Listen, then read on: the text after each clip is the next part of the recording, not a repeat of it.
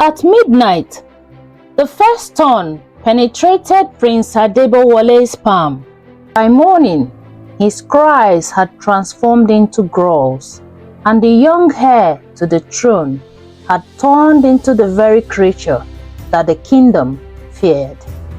Long before the curse and shadows crept into the palace halls, the kingdom of Ajeremi flourished under the wise and loving rule of King Olumide and Queen Morenike. Their reign was spoken of in every corner of the land, from the bustling market of Ile-Oja to the quiet fishing villages along the Omieri River. King Olumide was a man of profound wisdom, known for his unshakable calm and ability to hear the ancestors whisper in the rustling leaves of the sacred Iroko tree. He had not gained his throne through war, but through patience and fairness. The Council of Seasons met every 3 months. Olumide would gather beneath the baobab of voices and extend an invitation for dialogue to farmers, hunters, weavers, and even children. No issue was deemed too minor, whether it was a widow's request for assistance with planting her yams or a storyteller's petition for a new drum. King Olumide declared that no one, not even the king, could own the rivers or forest. The earth is borrowed for our children, he often said. Although Ajeremi possesses formidable warriors, Olumide favored diplomatic solutions. When the neighboring king of Ibolo threatened war over fishing rights, he invited their king to a feast. By sunrise, they had formalized a treaty, inscribed on palm leaves and sealed with honey. However, his greatest pride was his son, Adebowale. Queen Morenike was the heartbeat of the palace. Her laughter was like rain after drought, and her kindness was legendary. Morenike acquired extensive knowledge of herbal medicine from her grandmother. She diligently visited the sick each week and gave them medicinal herbs such as bitter leaf, neem, and ginger root. Queen Morenike held a deep affection for the children of the kingdom.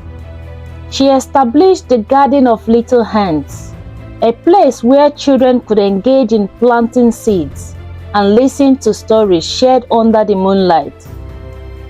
It was believed that birds deliver confidential information to her about the cries of hungry families or the suffering of abused wife. In response, she discreetly provided assistance without seeking recognition. But her most sacred duty was teaching her son, Prince Adebowale, the old ways.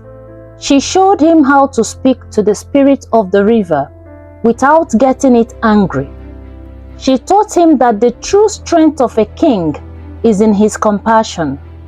And the night before her death, she pressed a small wooden charm into his palm, a carving of 2 intertwined leopards.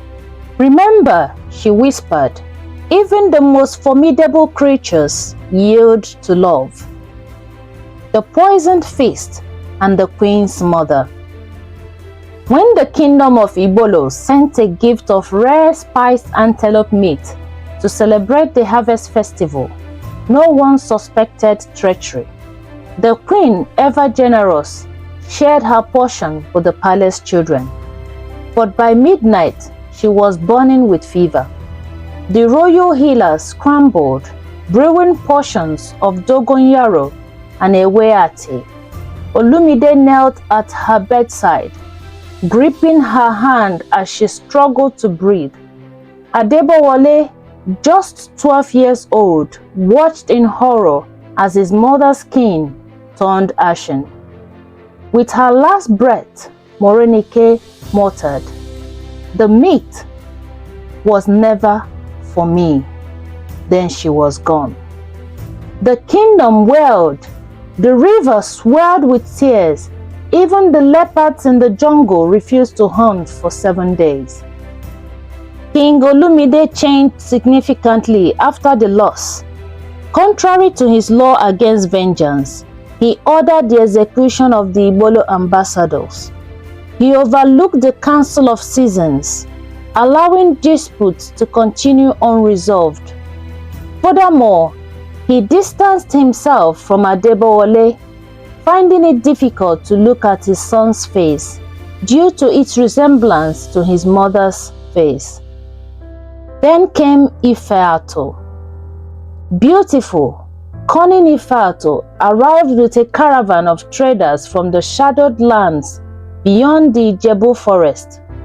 She wore perfumes that dulled the mind and spoke in riddles that coiled around the heart. She soothed the king's nightmares with opium-laced honey. She whispered that Adebowale's kindness was weakness. And on the night she murdered Olumide, she made it look like an accident. The king's final night. Ifeato served him palm wine mixed with the venom of a sleeping viper. As he choked, she leaned close and murmured, "You will join your beloved queen soon, but your son will live long enough to wish he hadn't." By sunrise, the kingdom was draped in white clothes, mourning their second great loss. And Adebowale, poor child, he stood alone in the palace garden, clutching his mother's leopard charm, looking very sorrowful and confused. 6 years later, on the night of his coming-of-age ceremony, drums pounded and dancers swirled. Ifeato slipped crocodile bile into his palm wine, and by midnight, Adebowale's screams echoed through the palace. His body twisted, his skin hardened like the bark of a tree, and his hands became claws. And Ifeato declared him possessed and had him cast into the forbidden jungle, where leopards hunted and spirits roamed. 5 rainy seasons passed. In the village of Arugbo, young Aduni helped her grandmother Iyagba the healer. While others feared the jungle, Aduni often ventured there for rare herbs. One evening, fireflies danced, and Aduni heard a sound that froze her blood. It was not an animal's cry, but something between a growl and a sob. Following the sound, she found a monstrous figure by the sacred Osho River, half man, half tree, with bark-like skin oozing golden sap. "Spirit of the forest," Aduni whispered, raising her hands, "let me heal your wounds." The creature made a sound but did not attack her. When Aduni placed her palms on his chest, she felt something unexpected, a human heartbeat. Iyagba panted when Aduni brought the creature into their hut. After studying him by firelight, the old woman trembled. "By your Loro's grace, this is no forest spirit. This is the lost prince." For 7 moon circles, they walked tirelessly. Iyagba prepared portions from moonflower and lion's mane mushroom. Aduni sang the ancient Oriki praise songs of the royal lineage. Village children brought offerings of honey and white kola nut to appease the spirits. Slowly, the bark began peeling away, revealing patches of human skin. One night, as Aduni applied a poultice of crocodile pepper and dove's blood, the creature spoke for the first time in years. "Aduni!" Tears rolled down Aduni's face as she realized the prince remembered her name. Meanwhile, in the palace, Queen Ifeato's magic mirrors were clouded with smoke. Her familiar spirit, a vulture named Ara brought terrible news. The prince is alive. The healer's daughter has reversed the curse. Ifatu's scream resonated through the palace. She consulted her water spirit allies, who disclosed a prophecy. When the bagman drinks from the maiden's cup, and the vultures eat from the leopard's paw, then shall the queen's power be broken, and the kingdom will awaken. That night, shadow entities made of dark smoke moved towards Arubo village. The attack came at dawn. Iyagba sacrificed herself to hold off the shadows, while Aduni and Adebowale fled. With her dying breath, she gave Aduni 3 sacred seeds. Plant these where Ifatu's power stone lies buried, beneath the Udara tree in the palace courtyard. Disguised as cotton traders, they infiltrated the capital during the New Yam festival. When they reached the courtyard, Ara, the vulture, spotted them and raised an alarm. Ifatu appeared in a wild wind of black cloth, her face shifting between beauty and decay.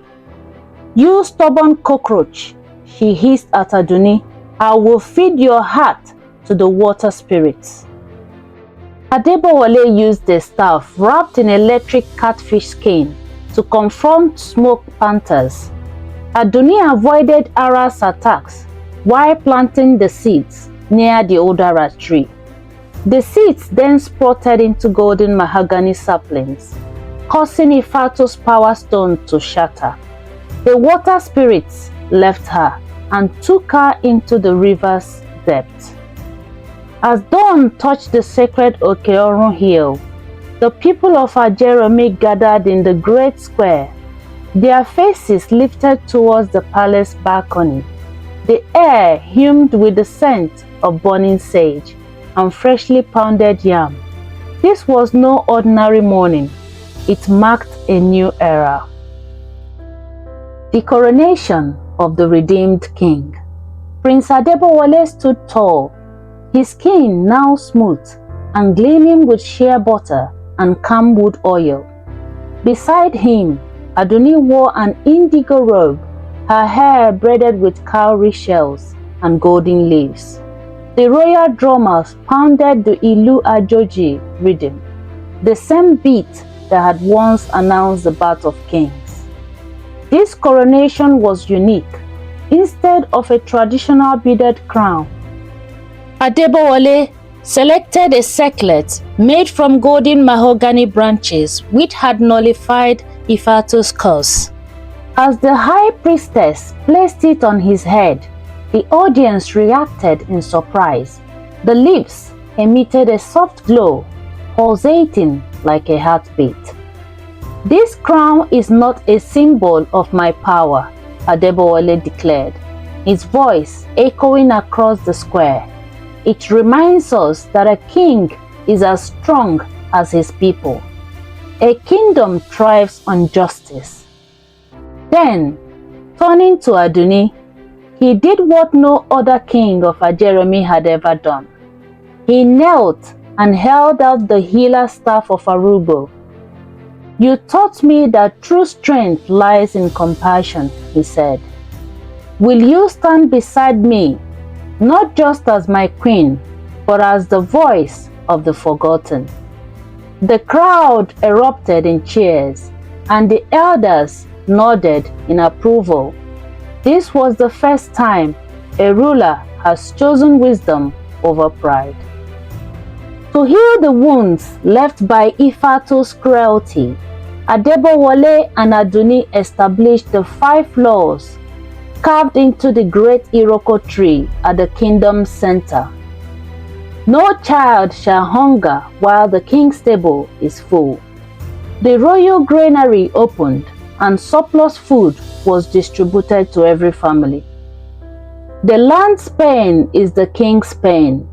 Adebowale ordered the poisoned rivers to be cleansed with sacred salt and Mamet's help.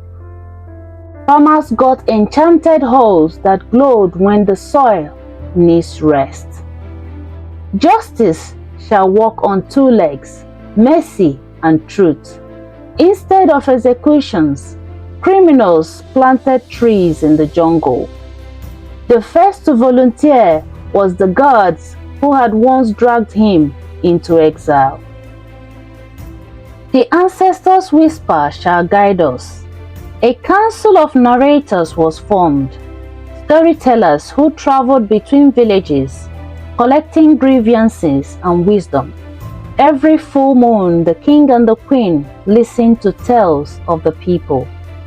Aduni created a school for village healers, ensuring that dark juju never twist any ruler's heart again. Adebowale and Aduni created a new celebration called Odun Ijoba Tuntun, the festival of the new reborn, to mark the kingdom's rebirth. On this night, children released fireflies into tiny boats down the river, symbolizing hopes for the future. Warriors and farmers swapped tools for a day, spears for hoes and hoes for drums. The royal kitchen prepared the feast, where the king and beggars ate from the same pot. The most powerful moment came when Adebowale and Aduni stood before the sword of Oromiyan, an artifact that was said to break if ever wielded unjustly. Together, they placed their hands upon it. Instead of breaking, the blade flared with golden light, sealing the covenant with the land. In subsequent years, visitors to Ajeromi were captivated by the road of second chances, where reformed individuals cultivated the most vibrant gardens. The Queen's Well, renowned for Aduni's potent herbs, capable of curing fever with just a sip. The golden mahogany tree in the palace square, beneath which Adebowale preferred listening over speaking. On quiet evenings, as the wind rustled through the leaves, some claimed to hear Iyagba's laughter and the gentle paw of leopards who no longer haunted humans, but walked peacefully alongside them. Indeed, in Ajeromi, even the wild has embraced tranquility. The lessons of the heart. A leader's true crown is woven from the people's trust. The land remembers every seed of kindness and every drop of poison. The most extraordinary magic is not in spells, but in choices. No one is beyond redemption, not even a cursed prince or a broken kingdom. When rulers listen as much as they speak, even the ancestors will smile.